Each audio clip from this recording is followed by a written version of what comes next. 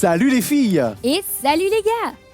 Aujourd'hui Didier, je vais vous raconter une histoire. Sauf que ça va être plutôt pas mal, parce qu'on va dans un endroit où on n'est encore jamais allé. Oh là là, attends. J'aime pas trop ça, moi. C'est quoi cet endroit? Bon, je vais pas non plus te donner trop d'indices, mais t'es prêt à plonger? À quoi? Attention! À plonger? Non mais attends, non! Oh waouh! Eh mais c'est trop cool! On est dans l'eau! Moi j'étais pas très rassuré, mais alors là, c'est carrément pas mal! Bon, si on est ici, c'est pas par hasard, parce que je vais vous raconter l'histoire d'un canard. D'un quoi? D'un canard? Bon bah, c'est parti! Il était une fois une maman canne qui couvait ses œufs pour les tenir bien au chaud. Depuis des jours, elle attend que ses œufs éclosent pour voir enfin ses petits poussins. Et voilà qu'un matin, la maman canne entend des faibles craquements.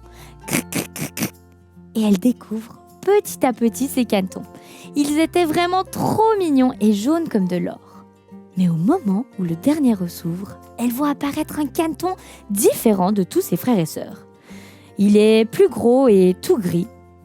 La maman canne le regarde curieusement et lui dit « Mais tu n'es pas comme tes frères et sœurs, t'es tout gris. Bon, peut-être que quand tu grandiras, tu ressembleras davantage à tes frères et sœurs. » Sauf qu'en grandissant, le vilain petit canard n'a pas changé du tout de couleur.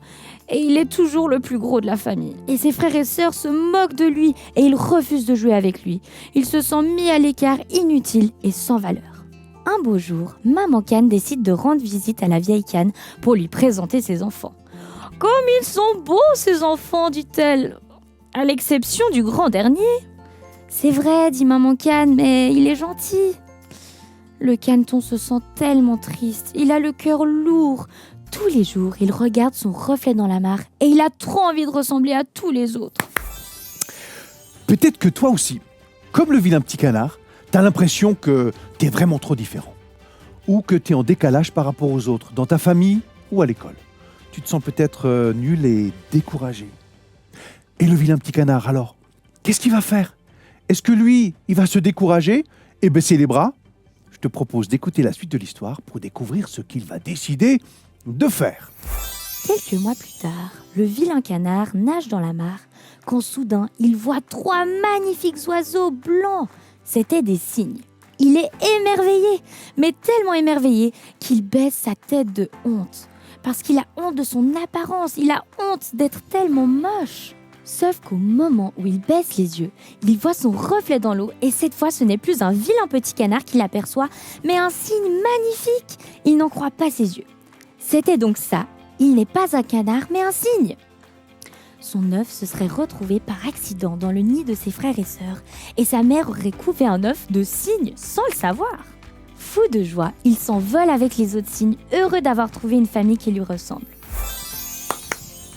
Dans ta vie, c'est la même chose. Dans les moments où tu te sens différent ou découragé, ne baisse pas les bras, parce que Dieu a des projets de paix pour toi. Tout comme le vilain petit canard qui a compris d'où il venait et pourquoi il a été créé. Donc même si aujourd'hui c'est difficile, fais confiance à Dieu parce qu'il a des projets formidables pour toi. Il va t'aider à devenir la personne qu'il a prévu que tu sois, la personne que tu es vraiment au fond de toi. Bon, ok. Pour connaître les projets de Dieu pour ta vie, je te propose une chasse aux indices. Chaque fois que tu réussis bien à faire quelque chose ou que quelqu'un te fait un compliment, note-le dans un carnet. Ça, c'est tes indices. Ils vont te mettre sur la piste, ils vont te donner une meilleure idée de qui tu es et pourquoi tu as du talent. Donc, ne perds pas de temps, trouve un carnet et un stylo et pars à la recherche de tes indices parce que Dieu a des projets de paix pour toi, à toi d'y entrer. Oh là là là là, elle était bien cette histoire racontée par Nikita. Et maintenant, c'est la fin. Mais Didier, t'es en train de faire la fin sans moi là. Ah bah alors Nikita, tu tombes bien. Ah bah oui, tu tombes bien. On va faire la fin ensemble, hein? Bah ouais, j'espère bien. Parce que c'est la fin. Mais bon, on se rappelle tous que Dieu a des projets de paix pour toi. À toi d'y entrer. C'est bon là, vous l'avez en tête, hein? On se rappelle. Dieu a des projets de paix pour toi. À toi d'y Entrez. Ouais, voilà, c'est ça. Bon, Nikita. Et ouais. Et qu'est-ce qu'il faut faire maintenant, hein? Alors maintenant, vous pouvez lâcher des pouces bleus, vous abonner à la chaîne. Et vous abonner. Et surtout, Mettez-nous un commentaire là-dessous. On a envie de savoir si ça vous plaît, ce que vous avez aimé, etc. Enfin, on a envie d'avoir un retour de vous, quoi. Allez-y. Bon bah comme d'habitude, on vous dit Au revoir. À bientôt. Au revoir, Nikita. Bye. Au revoir.